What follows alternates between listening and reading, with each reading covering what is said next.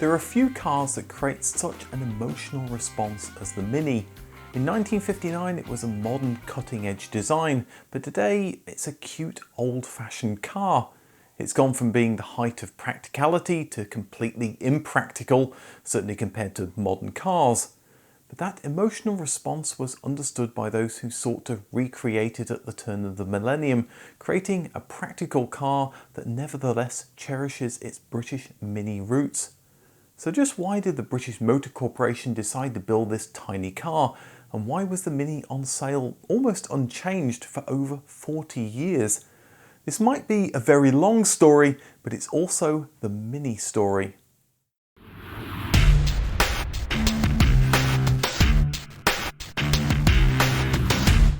I was going to start this video with the same old line. The Mini was a reaction to the Suez Crisis when the UK was under fuel rationing and it seemed like the sky was falling in. But like the gas shortages following the invasion of Ukraine in 2022, supply lines sorted themselves out in the fullness of time and prices returned to normal. In fact, the Ukraine gas shortage can be seen as a much more cataclysmic price shock compared to the Suez Crisis. At that time, it was true that the UK government reintroduced petrol rationing, but it was only in place for 6 months and the price shock at the pump was relatively insignificant. The 17% change might seem steep until you realise there have been 3 increases as big or bigger since 2000.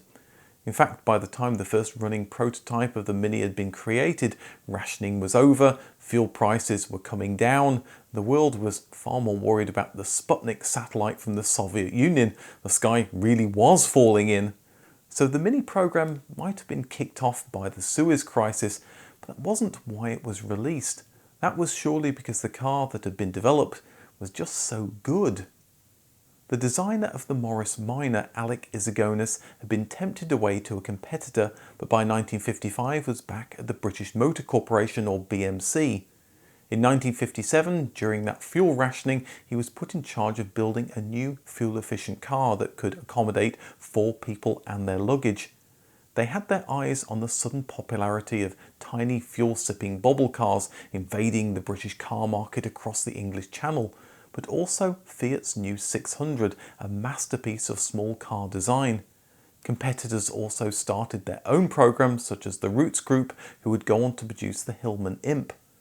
It wasn't just Izagonis who was working on the Mini, of course. He's been credited with the car, but there was a team of people who contributed to producing a car that was so tightly packaged, yet relatively large inside.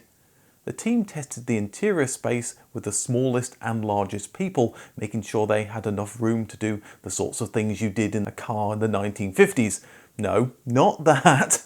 Far more boring things like opening a map and making sure there was enough room in the car to store it.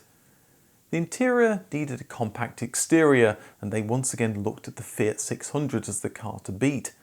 But this car, like many at the time, had the engine at the rear. BMC's team thought that they could do better. Before Izagonis left BMC, he'd been working on a front-wheel drive replacement for the Morris Minor.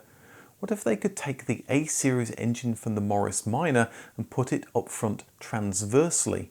It would make the car much smaller, but there was a problem where to put the gearbox. It wouldn't fit on the end of the engine. The BMC engineers found a way to mount it underneath, yet still find room to package the steering. This also meant that they could use a larger engine than the 600cc Fiat, initially 948cc's. BMC even worked with Dunlop to create a new smaller tyre that made for a smaller wheel arch, which intruded less into that all-important interior space. All of this created a car that was 16 centimetres shorter than the Fiat 600, while offering about the same amount of space. And it had a larger boot, especially as the smaller tyre took up less room. It helped to have the engine up front and the boot at the back, as that's where British customers wanted them, something that the rear-engine Hillman Imp struggled with when it launched. The development of the Mini happened very quickly. After all, fuel was in short supply, so the new car was needed pronto. Work began in March 1957, and 4 months later there was a running prototype. The shape, now so iconic, was a shrunken version of the A40 Farina that was also in development. Next, the car was put through its paces. the small light car was actually considered too fast, so the engine size was reduced to 848 cc's. By March 1958, there were 10 test cars. A year later, cars were rolling off the production line. Despite industrial action, stocks were built up for a splashy launch in August.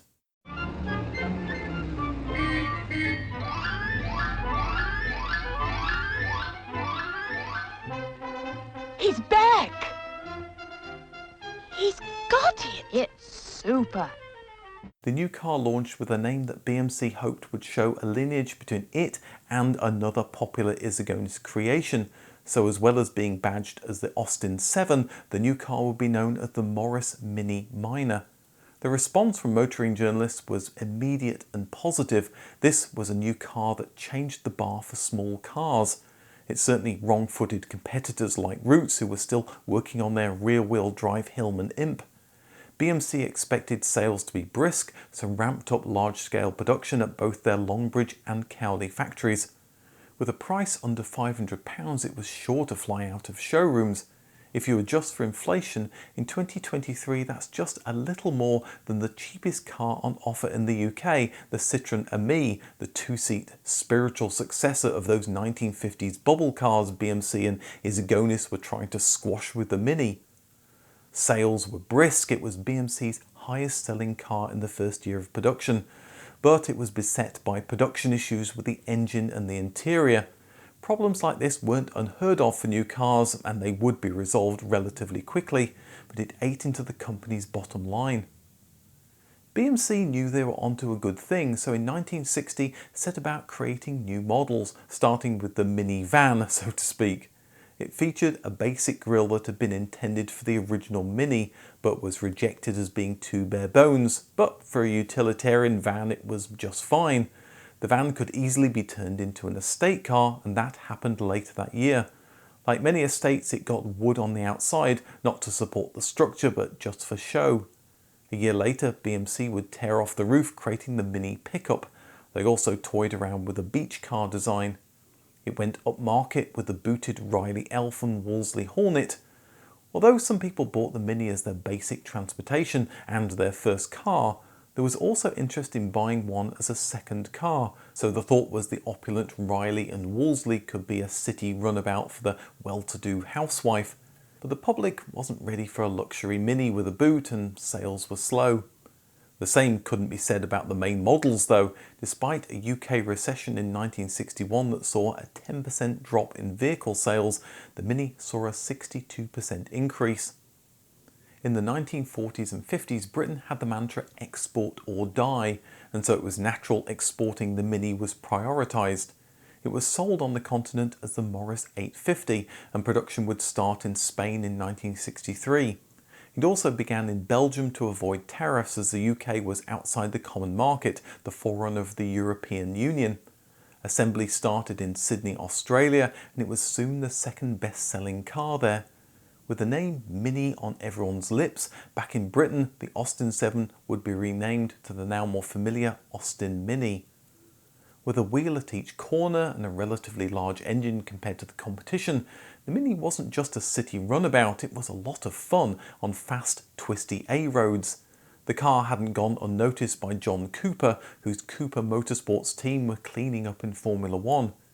He'd been planning to run the Renault Dauphine with a Coventry Climax engine in the Formula Junior 1 litre series, but once he'd driven the new Mini, he was hooked. He produced a 100 horsepower Mini for competition, but he also saw the potential in selling a production version of the car. He approached BMC, who loved the idea of collaborating with the Formula One winning team. They agreed to produce 1,000 homologation cars, and BMC would back Cooper's saloon car program. The Mini Cooper launched in 1961. With regular BMC parts, it wasn't quite the hot property John Cooper had originally created, but the 55 horsepower engine could get to 85 miles an hour. Acceleration was pedestrian by today's standards, but like the Mazda MX-5, it was less about raw power and more about enjoying the excellent handling. Understandably, the Mini Cooper was an immediate hit.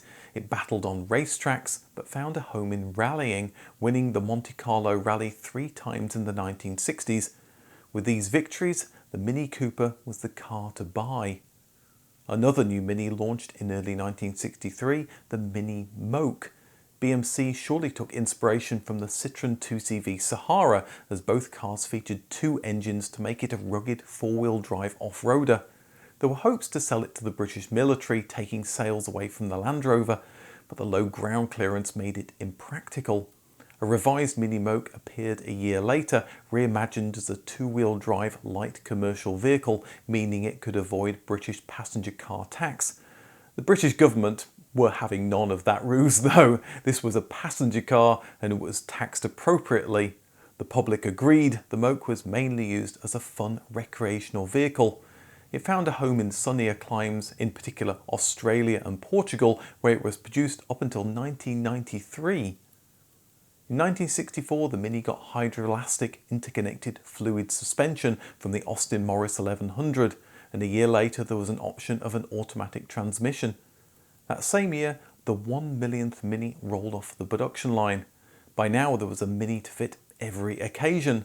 Production began in Italy as the Innocenti Mini and would be joined by assembly in Chile, Malaysia, New Zealand, South Africa and Yugoslavia.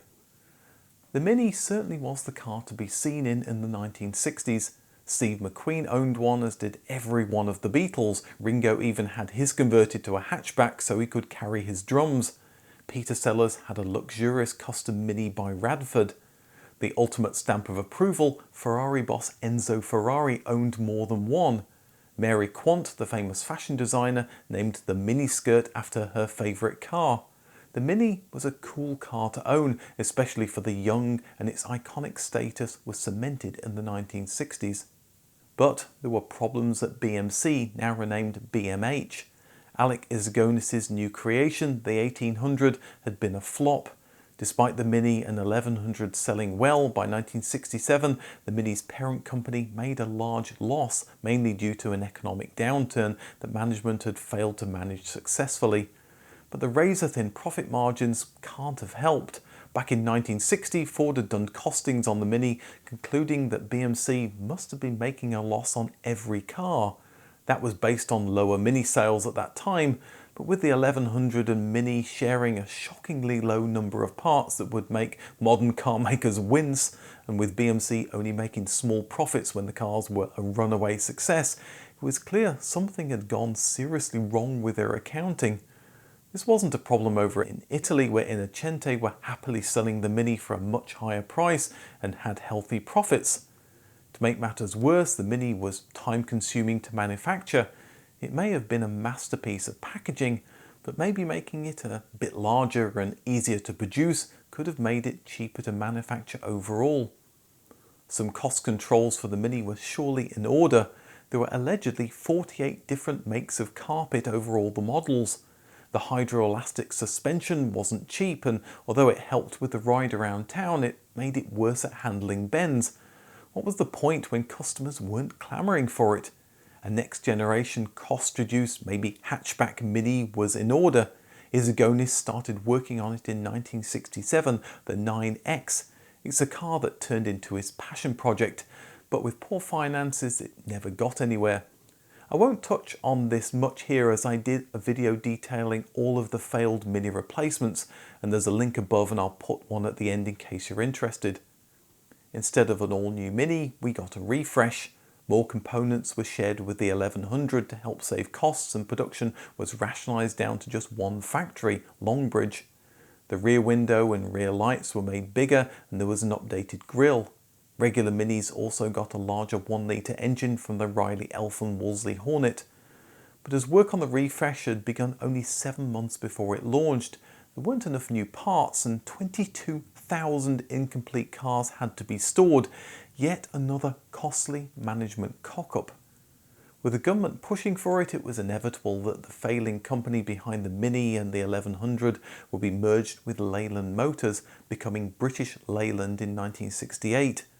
BL were about as keen to build a brand new Mini as had the previous regime. What was the point ploughing development money into a car that, by BMH's own admission, made hardly any profit? Better to use what limited money they had on larger cars that were profitable. BL scored a coup by hiring Roy Haynes, fresh from his work designing the second generation Ford Cortina that was now the new hot car to own. One of his first jobs was a new Mini refresh.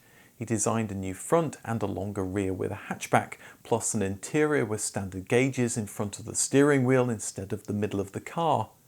Haynes got sick of working at BL and quickly left, but his interior and front end would survive as the new Mini Clubman launched in 1969. The regular Mini also got an update. Door releases were now more than just a piece of wire, and windows did more than just slide, they wound up. Kids, ask your parents what wind-up windows were.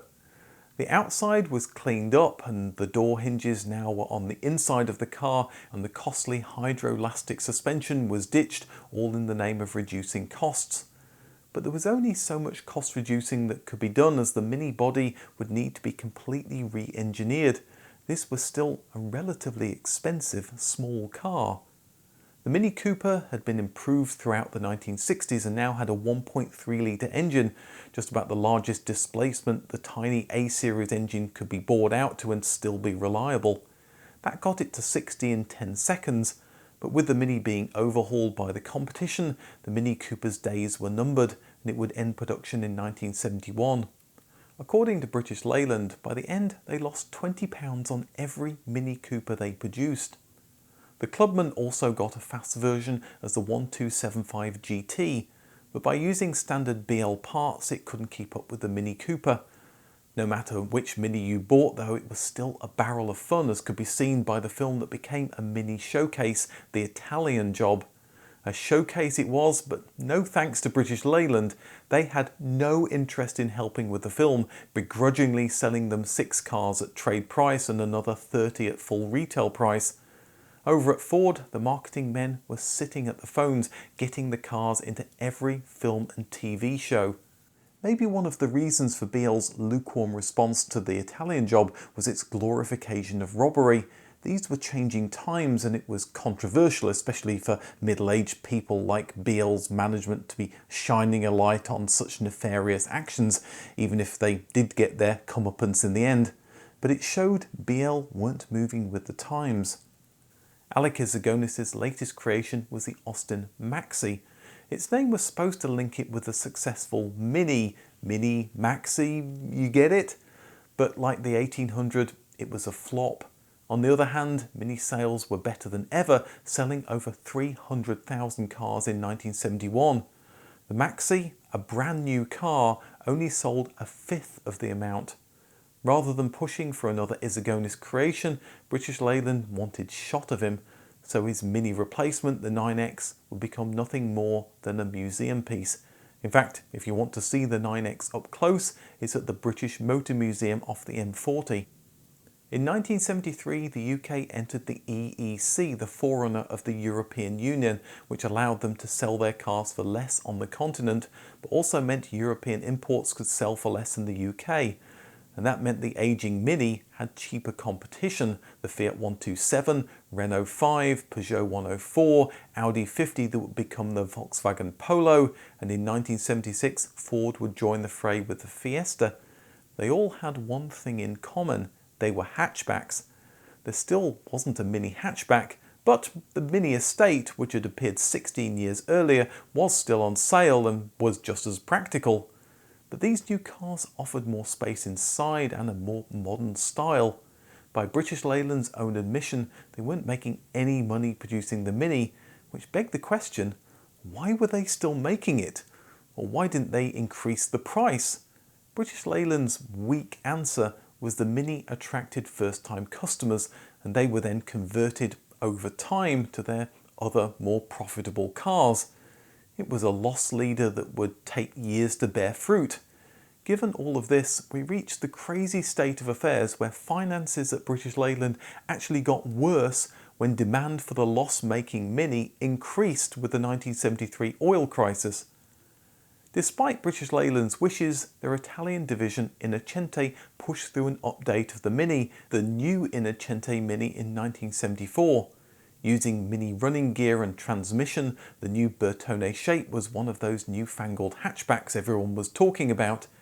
BL dismissed thoughts of bringing it back to Britain. It was more expensive than the competition and smaller inside. If they were going to make an update to the Mini, it was going to be a complete redesign. They were working on that redesign, but it required money that they didn't have. With what little money they did have, they bought out their Italian and Spanish production facilities. This didn't seem to make a great deal of sense now that import duties were lower, and so there was less of a need for extra production capacity on the continent, especially as sales of BL cars were taking a nosedive. British Leyland went bankrupt in 1975, having to be rescued by the UK government. As an aside, things were going all kinds of wrong over at Innocente, and the British government, now bankrolling British Leyland, said that it was up to the Italian government to bail out Innocente, or they'd sack everyone at the Italian operation and be done with it.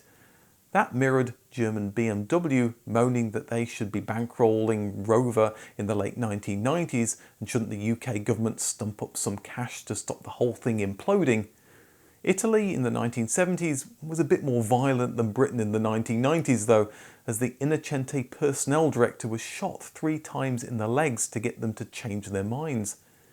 The Innocente workers rejected a Honda takeover, which could have changed European car production drastically in the 20th century.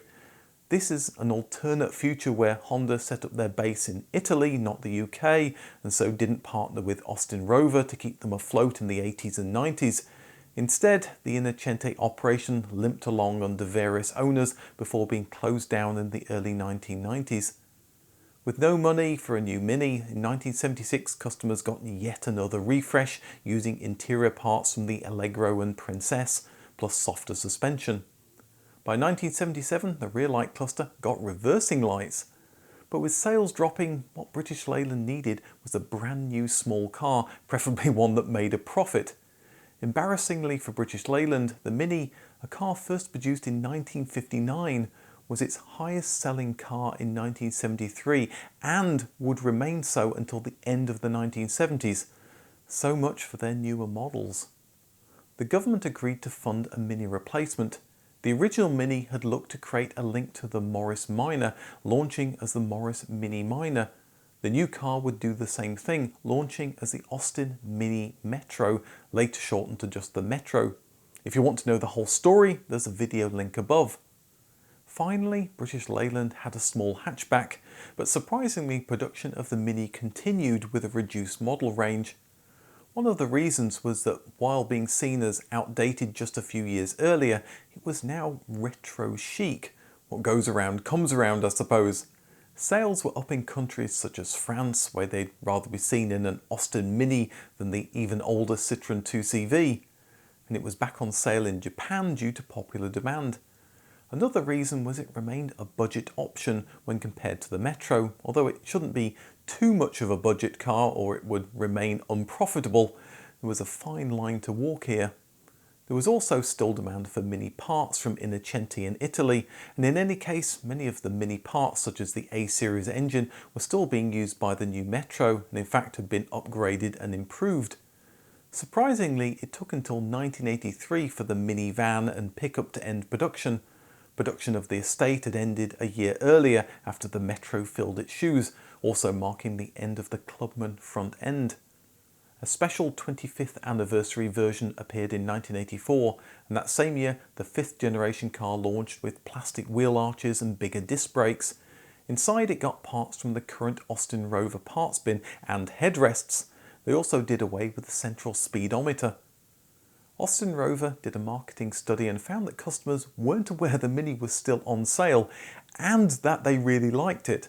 So a splashy advertising campaign bigged up the little car with its chic charm. There were also endless special editions that tried to pitch the bare-bones car as the luxurious choice, with names like the Mini Mayfair and Park Lane. The Advantage Special Edition took inspiration from tennis, and the publicity shots were clearly inspired by the poster of the tennis girl scratching her bum. The plan worked, and in 1986 Mini number 5 million rolled off the production line. All this nostalgia and special editions led to what should have been the next logical step, another Mini Cooper. John Cooper was still keen to produce one despite only getting £2 for every 1960s Mini Cooper that was sold. It might have been a pittance, but he still made more out of the Mini than British Leyland did. Japanese customers in particular were interested, but Austin Rover less so. They felt any sporty Mini might overshadow the MG Metro. Regardless, John Cooper started producing tuning kits that were exported to Japan. By the late 1980s, the MG Metro had been overshadowed by the competition. Austin Rover were trying to sell the Metro less as a performance car and more as something high-end with a Rover badge, cheapening the Rover brand in the process. So the idea of a Mini Cooper was more appealing. They started work with John Cooper and a new Mini Cooper RSP was launched in 1990. It used a detuned MG Metro engine running on unleaded petrol that made it as fast as the lighter Cooper from the 1960s. In S-trim it got to 60 in 10 seconds and on to 100 miles an hour. The success of this limited edition model led to the Mini Cooper going mainstream, and that kept Mini sales ticking over. By now, more Minis were being sold in Japan than the UK, and France wasn't far behind. There have been general goals to end Mini production, first when the Metro was supposed to be replaced in the late 1980s, then when it was supposed to be replaced in the early 1990s. Neither of those events happened, so both the Mini and now the Metro soldiered on with only a minor update in 1990. It was also harder to produce the Mini now, as the Metro had swapped to using the K-Series engine, an engine that wouldn't fit in the Mini's engine bay. So the A-Series engine was produced in much lower volume. Since the 60s, third-party companies have been happy to convert your regular Mini to a cabriolet. With newfound interest in the Mini as a cultural icon, Rover looked to offer their own open-top version. They contracted with German company Lamm Autohaus, who'd been producing their own version since the 1980s. The 75 limited edition cars sold out within a month, so Rover made it a mainstream model in 1993. There would be yet more special editions, including an Italian job version, now celebrated rather than ignored like when the film had been made originally.